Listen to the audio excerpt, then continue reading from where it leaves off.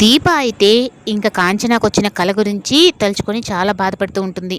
ఇంకా అందులో జోష్న కూడా అయితే నేను బావని పెళ్లి చేసుకొని తీరుతాను అన్న శబ్దంనైతే గుర్తు చేసుకొని జోష్న కానీ ఒక్కసారి నిర్ణయం తీసుకుంది అంటే దాన్ని వదిలిపెట్టదు. అయినా అత్తయ్య కూడా అదే కల రావడం ఏంటి అని చెప్పి అన్నట్టుగా ఇంకా దీప టెన్షన్ పడుతూ ఉంటే ఈ లోపల ఇంకా కార్తీక్ అయితే అక్కడికి వచ్చి నువ్వు ఎన్ని కలలు కన్నా అది జరగని పనిలేదు దీప, ఇలా ఎందుకు ఆలోచిస్తావు అని చెప్పని అంటూ ఉంటే ఈ లోపల ఇంకా జోష్న వాళ్ళు అలాగే శివనారాయణ అందరూ అయితే పుట్టింటి సారీ అని చెప్పి అన్నట్టుగా తనకు తీసుకొని వస్తారు. ఇంకా అక్కడ అందరి ముందు నుంచే జోష్న అయితే దీపకి ఫోన్ చేస్తే ఇంకా కార్తీక్కి ఫోన్ చేస్తే ఇంకా వెంటనే దీప అయితే ఫోన్ తీసుకొని ఇంకొకసారి మా ఆయనకి కానీ ఫోన్ చేసావంటే నీకు బాగుండదు అన్నట్టుగా మాట్లాడుతూ ఉంటే ఇంకా సుమిత్రకైతే చాలా కోపం వస్తుంది.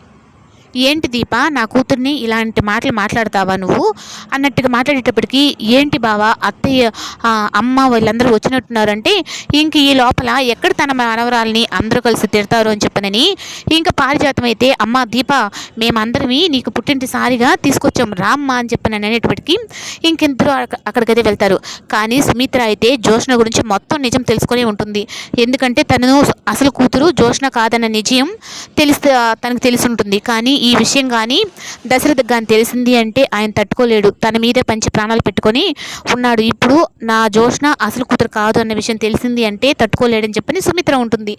ఇంకా దశరథ అయితే దీప అసలు వారసురాలు అన్న నిజాన్ని నేను అందరి ముందు బయట పెట్టాలి, నా కూతుర్ని ఇన్ని రోజులు పడ్డ కష్టాలన్నీ నా కూతురికి పోవాలి అన్నట్టుగా తను ఆలోచిస్తూ ఉంటాడు.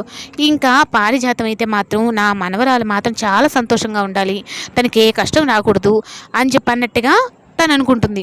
ఇంకా దీప కార్తీక్ అక్కడికి వచ్చిన తర్వాత సుమిత్ర అయితే ఇంకా మొత్తం డైరీ చదివేశాను, నువ్వే నా అసలు కూతురు ఎక్కడుందో ఏంటో ఈ విషయం గురించి నా అసలు కూతురిని ఎతికి పెట్టమని చెప్పనని కార్తీక్ అయినా నేను చెప్పచ్చా లేదా అని చెప్పని తను ఆలోచనలో ఉంటుంది.